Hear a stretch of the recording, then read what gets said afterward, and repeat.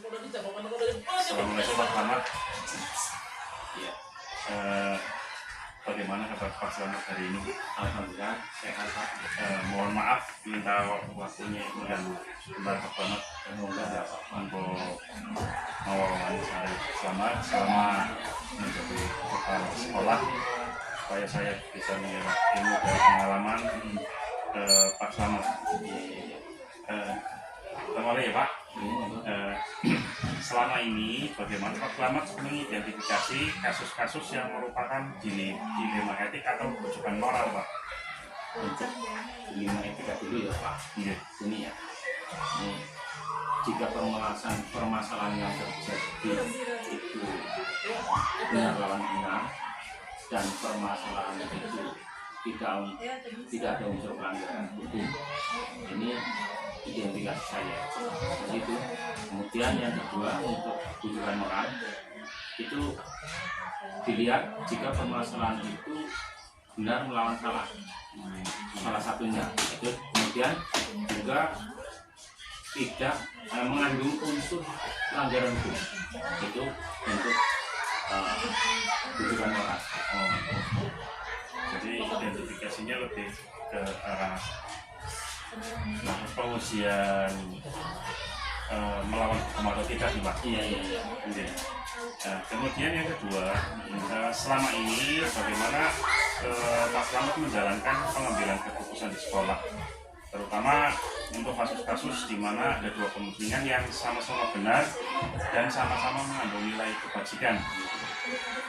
Pengambilan keputusan untuk hal-hal kasus di mana keduanya itu mengandung kepentingan yang sama-sama benar ya. Yang saya lakukan itu menggunakan sekolah prioritas Pak. Ya. Jadi ditimbang mana yang lebih layak untuk diprioritaskan dulu Pak. Saya kira itu Pak. Pak Selamat menggunakan skala prioritas untuk menentukan kasus mana yang lebih penting. Yang lebih penting, kemudian diprioritaskan yang memang benar-benar layak untuk diprioritaskan. Selanjutnya, kemudian langkah-langkah atau prosedur seperti apa yang bisa Pak Selamat lakukan selama ini? Yang pertama ya otomatis kita mengidentifikasi masalah atau kasusnya, itu kita identifikasi kasusnya seperti apa ya Pak ini ya. Kemudian memanggil kedua belah pihak, kita panggil, kemudian kita ajak diskusi atau kita ajak musyawarah. Mempertemukan kedua belah pihak dahulu ya Pak? Iya, dua belah pihak ataupun mungkin kelompok Pak. Kelompok. Oh iya. Kalau memang itu kasusnya kelompok ya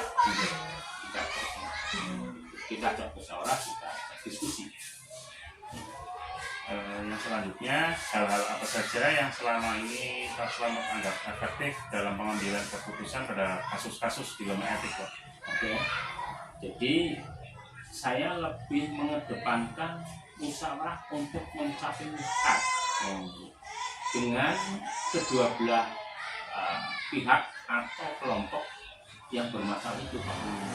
Sehingga kedua belah pihak itu atau kedua belah pihak atau kelompok itu akan menerima dengan lapang dada.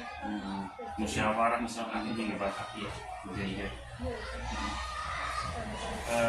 Kemudian yang selanjutnya adalah yang ingin saya tanyakan, hal-hal apa saja yang selama ini merupakan tantangan dalam pengambilan keputusan pada kasus-kasus dilema etik? Ya ini Pak, sangat luar biasa ini Pak. Kalau kita menghadapi kasus dilema etik ya, ini memang sangat sulit itu untuk mengambil keputusan yang sangat tegas Pak.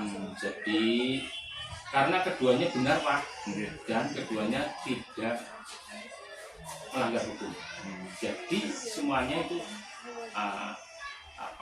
berujung kepada kebijakan.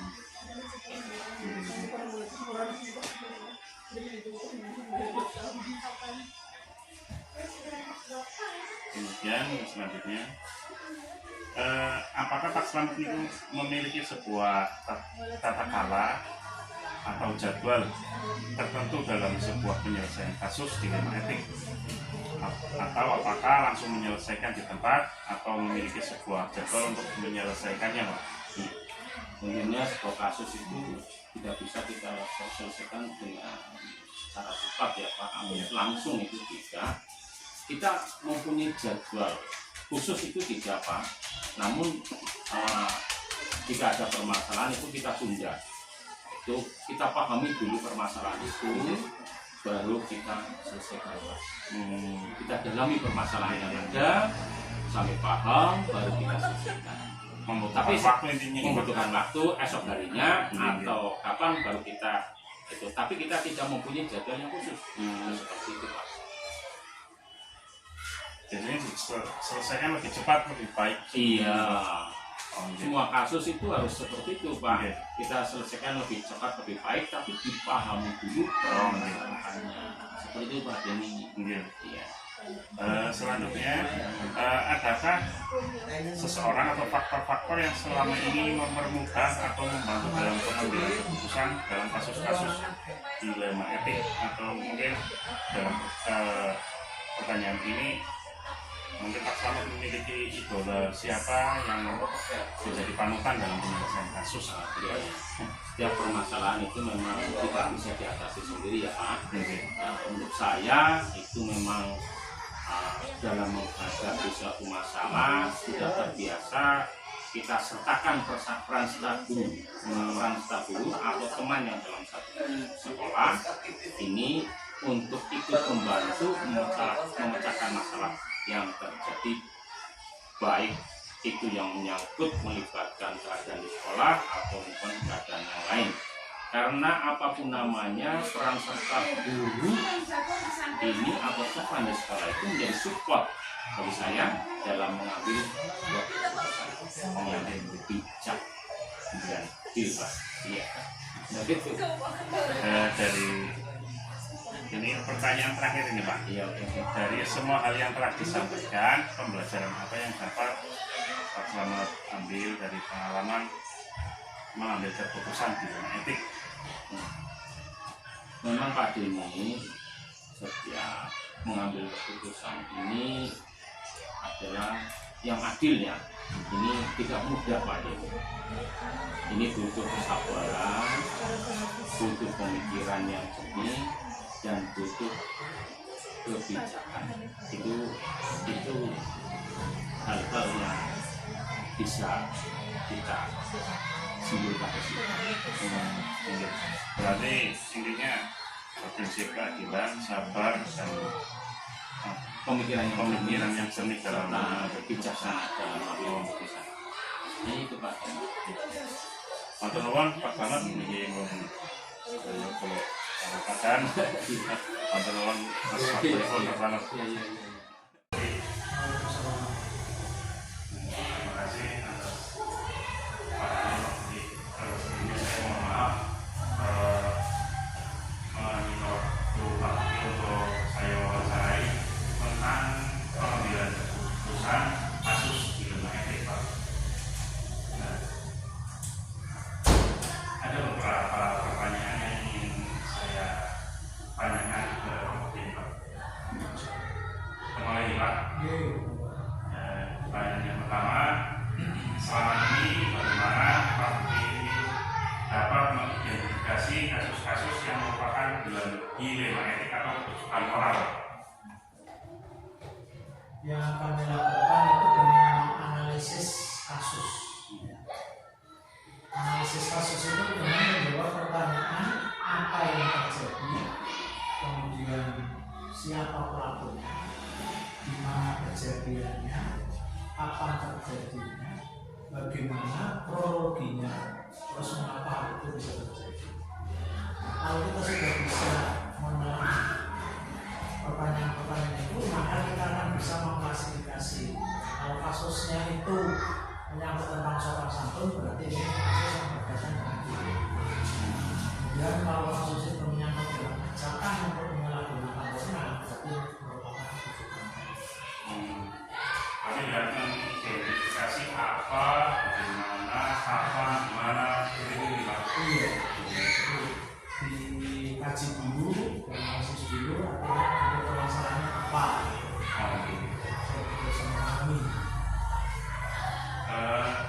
selanjutnya, selama ini bagaimana Pak Budi menjalankan pengambilan keputusan di sekolah, terutama untuk kasus-kasus di mana ada dua kepentingan yang sama-sama benar atau sama-sama mengandung nilai kebajikan?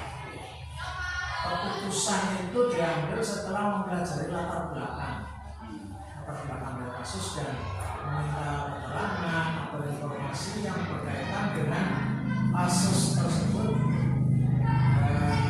dengan pihak-pihak yang terkait dengan kasus yang ada. Klarifikasi dengan pihak-pihak terkait dulu ya. Nah, kemudian tanya selanjutnya, langkah-langkah atau prosedur seperti apa yang biasa Pak Budi lakukan selama ini Pak? Ya, selama ini kalau ada kasus, yang pertama saya lakukan adalah mengundang pihak yang terkait untuk memperoleh informasi kasus yang terjadi. Sehingga tidak menanggapi begitu saja, tapi kita harus mengundang dulu pihak-pihak yang sebagai saksi lah misalkan. Kemudian yang kedua, meminta pendapat atau masukan dari berbagai stakeholder yang berkaitan dengan kasus yang terjadi dengan guru, dengan komite sekolah, dengan termasuk karyawan, termasuk juga tokoh pendidikan yang berada di lingkungan sekolah itu. Kemudian yang keempat, dengan mengambil keputusan terhadap kasus yang terjadi secara azrek dan bijaksana agar tidak ada pihak-pihak yang dirugikan. Artinya kita bisa melihat kasus itu secara komprehensif, secara menyeluruh, jadi tidak secara terburu-buru. Berarti langkah-langkahnya yang pertama mengidentifikasi, kemudian berkolaborasi Pak untuk mencari solusi. Nah, baru kemudian memutuskan supaya tidak ada pihak-pihak yang dirugikan. Nah, kemudian hal apa saja yang selama ini Pak Budi efektif dalam pengambilan keputusan kasus-kasus di dalam etik Pak? Iya. Prinsip kami memiliki komitmen yang selalu menjunjung tinggi sikap kebenaran, keadilan, tanggung jawab, dan kasih sayang terhadap sesama. Jadi dalam hal memandang kasus, sehingga kita dalam mengambil keputusan nantinya tidak keliru. Yang kedua, kebersihan dengan mestinya ada SOP-nya, ya, ada standar operasional prosedur yang harus kita lalui sehingga selalu mematuhi aturan yang berlaku. Nah, artinya menggunakan kaidah-kaidah kinerja yang betul, SOP. Berarti dalam pengambilan keputusan ini Pak Budi juga pada nilai-nilai kebenaran gitu. Tapi Bapak juga dengan aturan SOP. Kemudian pertanyaan selanjutnya adalah apa saja yang selama ini merupakan tantangan dalam pengambilan keputusan pada kasus-kasus di Etik? Karena kalau mengambil keputusan itu kaitannya kan dengan rasa keadilan. Orang ingin mendapatkan satu keputusan dari suatu permasalahan itu kan agar mendapatkan satu keadilan. Padahal sering dianggap bahwa keputusan diambil oleh pimpinan, oleh kepala sekolah itu dianggap kurang arif dan bijaksana. Karena yang namanya adil itu kan bersifat relatif. Satu sisi orang menilai ini putusannya sudah adil, satu sisi ada yang menilai keputusannya tidak adil. Jadi banyak berarti tidak semua pihak menerima keputusan yang berbeda. Kemudian yang selanjutnya, apakah memiliki sebuah tata cara atau jadwal tertentu dalam sebuah penyelesaian kasus di ilmu etik? Kemudian apakah ada Pak Budi itu langsung menyelesaikan di tempat atau memiliki jadwal untuk menyelesaikannya? Yang namanya kasus itu kan temporer, ya tidak mesti setiap tidak mesti setiap waktu itu ada. Ya, mungkin bisa seminggu ada kasus, suatu bulan ada kasus, bahkan sudah tidak ada sama sekali. Jadi kami tidak menerapkan jadwal khusus untuk penanganan suatu kasus, tidak. Hanya secara temporer, manakala ada masalah, baru kita mempelajari kasusnya, kemudian menggali dari sumber-sumber yang berkaitan, yang tahu tentang kasus yang kita hadapi, kemudian kita berusaha keputusan. Jadi tidak ada tidak ada jadwal atau tata alap yang berkaitan dengan kasus karena mereka temporer. Iya. Suatu waktu saja. Tidak secara rutin ada kasus. Iya. Oke. Pertanyaan yang selanjutnya, Pak Budi. Adakah seseorang atau faktor-faktor apa yang selama ini mempermudah atau membantu Pak Budi dalam mengambil keputusan dalam kasus-kasus di lembaga etik? Iya, yang pertama itu ada opini atau pendapat masukan dari stakeholder, dari dewan guru, dari komite atau pembeda yang kita mintai masukannya. Itu yang pertama. Yang kedua, paradigma kita dalam memandang kasus. Karena setiap orang itu tidak menghendaki terjadi suatu kasus. Sehingga kalau misalkan itu berkaitan dengan dilema etik atau nilai kesopanan, maka pertimbangannya itu menggunakan pertimbangan yang lebih luas, baik berkaitan dengan prestasi dan prestasi sekolah. Sehingga di masa yang akan datang, sekolah itu tetap bisa mempertahankan prestasinya di hadapan di publik lah, di masyarakat banyak, di wali murid ya. Sehingga kalau misalnya ada penanganan kasus, wali murid juga bisa menerima hasil keputusan yang diambil oleh pihak sekolah. Berarti Pak Budi sebagai pemimpin di sekolah melibatkan anak buah Iya. Iya. Mengambil keputusan yang berkaitan dengan dilema etik. Iya, karena di sekolah sendiri kan akan memberikan ini loh, bekal untuk jenjang pendidikan selanjutnya. Kalau misalnya ada satu keputusan yang salah, kemudian nanti berimbas pada pendidikan berikutnya.